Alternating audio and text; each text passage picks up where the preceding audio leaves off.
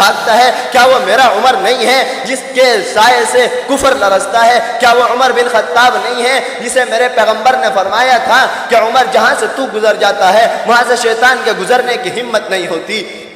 میرے بھائیو، عمر رضی اللہ تعالیٰ عنہ کی شان اتنی اعلیٰ ہے کہ قرآن کے ورق کھولو، قرآن کے پارے کھولو، قرآن کے اوراق کو کھولو، قرآن کی آیتوں کو کھولو، قرآن کے حرفوں کو کھولو، عمر بن خطاب کی شان تمہیں نظر آئے گی۔ عمر بن خطاب وہ ہے کہ عمر کے تذکرے اور عمر کی شان قرآن پاک کے اندر پھیلی ہوئی ہے۔ جب یہ آسمان نہیں تھا عمر کی شان قرآن میں تھی، جب یہ زمین نہیں تھی عمر قرآن میں چمک رہا تھا، جب یہ چاند نہیں تھا عمر قرآن میں تھا، جب یہ سورج نہیں تھا عمر کی شان قرآن میں تھی، جب تجھے وجود نہیں ملا تھا عمر کی شان قرآن میں تھی، جب اس کائنات کو وجود نہیں ملا تھا عمر کی شان قرآن میں تھی، جب یہ کائنات نہیں بنی تھی عمر کی شان قرآن میں تھی، جب یہ آسمانے نہیں بنے تھے تو عمر کی شان قرآن کے اندر چمک رہی تھی، جب یہ فضائیں نہیں تھی عمر کی شان قرآن میں چمک رہی تھی، جب یہ ہوائیں نہیں تھی عمر کی شان قرآن کے اندر چمک رہی تھی، جب عیسیٰ نہیں تھے عمر کی شان قرآن میں تھی، موسیٰ علیہ السلام نہیں آئے تھے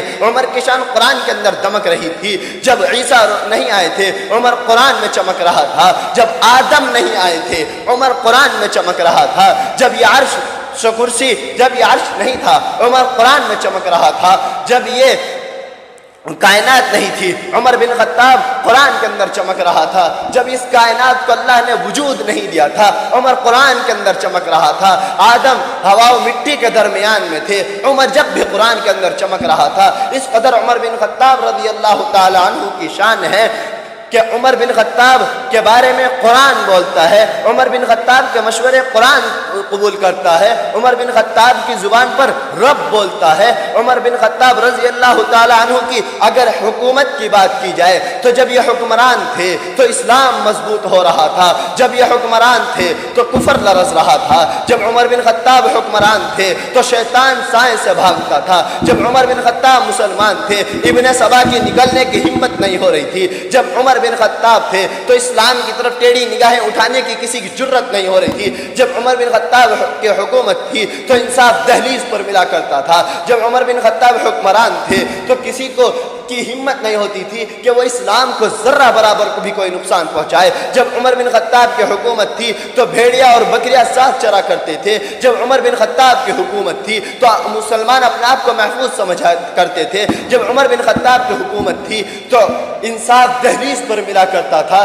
جب عمر بن خطاب کی حکومت تھی تو اس ہوا پر حکومت کر رہے تھے۔ عمر بن خطاب رضی اللہ تعالی عنہ کی حکومت اس قدر وسیع تھی، عمر کی حکمرانی اس قدر کشادہ تھی کہ ہواؤں پہ دیکھو عمر کی حکومت ہے، فضاؤں پر دیکھو عمر کی حکومت ہے، آگ پر دیکھو عمر کی حکومت ہے، پانی پر دیکھو عمر کی حکومت ہے، پہاڑوں پر دیکھو عمر کی حکومت ہے، سمندروں پر دیکھو عمر کی حکومت ہے، موجوں پر دیکھو عمر کی حکومت ہے، دریاؤں کو دیکھو دریاؤں پر عمر کی حکومت ہے۔ عمر بن خطاب رضی اللہ تعالیٰ عنہ کی حکومت تو ایسی حکومت ہے کہ عمر بن خطاب رضی اللہ تعالیٰ عنہ